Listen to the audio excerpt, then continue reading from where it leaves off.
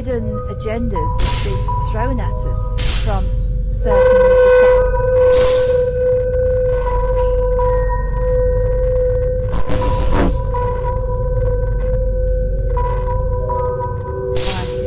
organisations, and we're here to tell you about one or two of those today.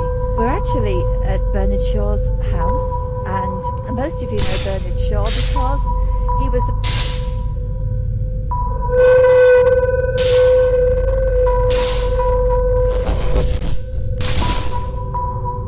playwright. It's a place such as St. Joe. But there's another side of Bernard Shaw that a lot of you don't know, and that's his membership of the Fabian Society. And we're here to tell you a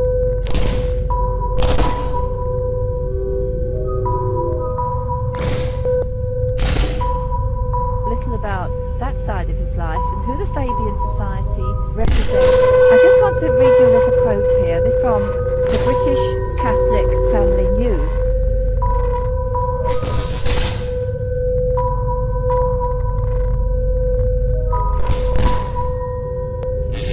It's a news service of the National Association of Catholic Families, and this article appeared in the American Catholic Weekly, The Wanderer, December 11th, 2008, and it is with permission of the author. Writing in 1992 in Fidelio magazine, the Frankfurt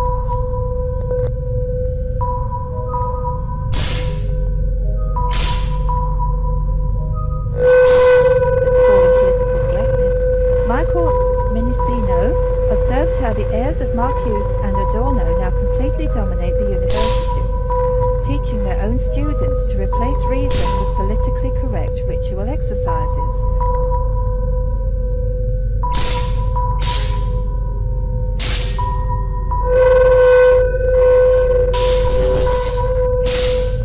There are very few theoretical books on arts, letters or language published today in the United States or Europe which do not openly acknowledge their most negative, destructive criticism possible of every sphere of life, which would be designed to destabilize society and bring down what they saw as the oppressive order.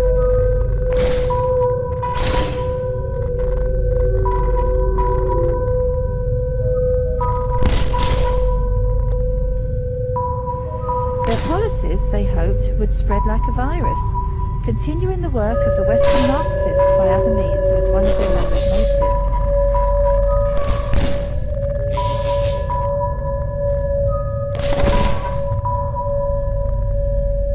To further the advance of their quiet cultural revolution, but giving us no idea about their plans for the future, the school recommended, above other things, 1. The creation of racism offences. 2. The continual change to create confusion.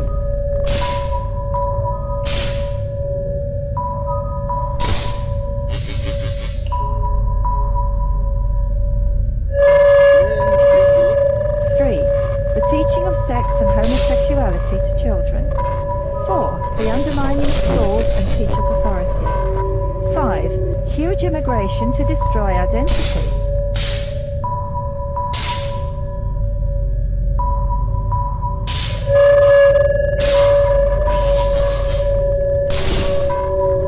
6. The promotion of excessive drinking.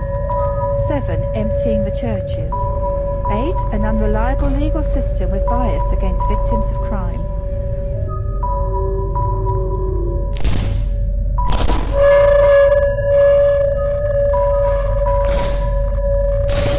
9. Dependency on the state or state benefits.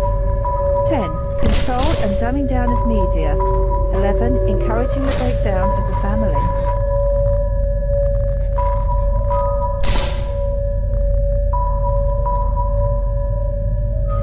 One of the main ideas of the Frankfurt School was to exploit Freud's idea of transsexualism, the search for pleasure, the exploitation of the differences between the sexes, the overthrowing of traditional relationships between men and women.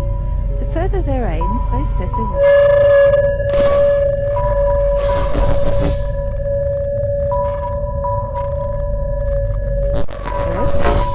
attack the authority of the father, deny the specific roles of father and mother, and wrest away from families their rights to as primary educators of their children.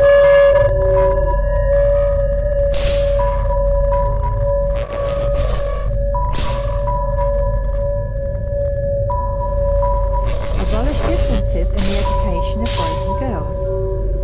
Abolish all forms of male dominance, hence the presence of women in the armed forces. Declare women to be an oppressed class and men as oppressors.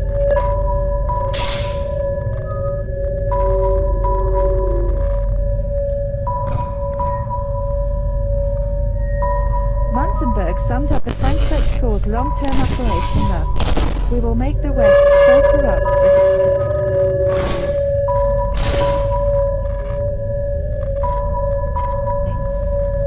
And I'm sure that you can recognise a lot of that agenda going on right now, today, present.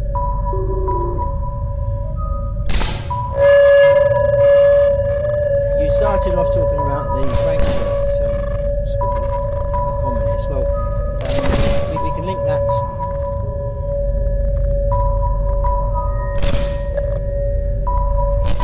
Make a link there to George Bernard Shaw pretty much straight away. This is a quote from the Dublin Evening Herald, 3rd of February 1948. And Shaw says, "I am a communist, but not a member of the Communist Party. Stalin is a first-rate Fabian. I am one of the founders of Fabianism, and as such,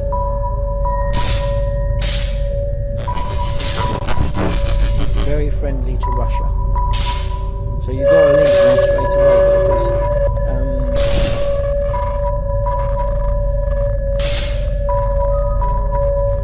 the Fabians were, I shouldn't say were more subtle, I should say are subtle. They were and they are. Although they supported communism, lots of the Fabians actually disapproved of what was going on in Russia. But Sidney Webb and George Bernard Shaw, who started the Fabian Society,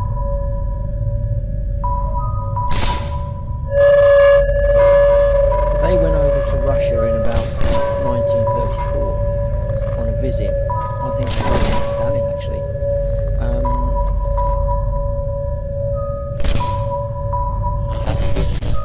Bernard Shaw, well, Sidney Webb, then when he gets back to England, he's ostensibly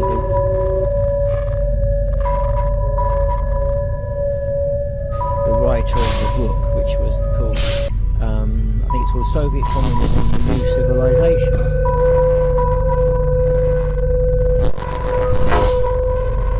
More than 1,000 pages.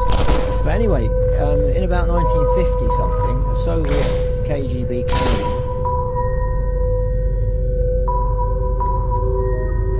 I think his name was Bogolepov. Colonel Bogolepov. Something like that. He actually spilled the beans. I think it was a congressional hearing in the United States. He spilled the beans and he told everybody that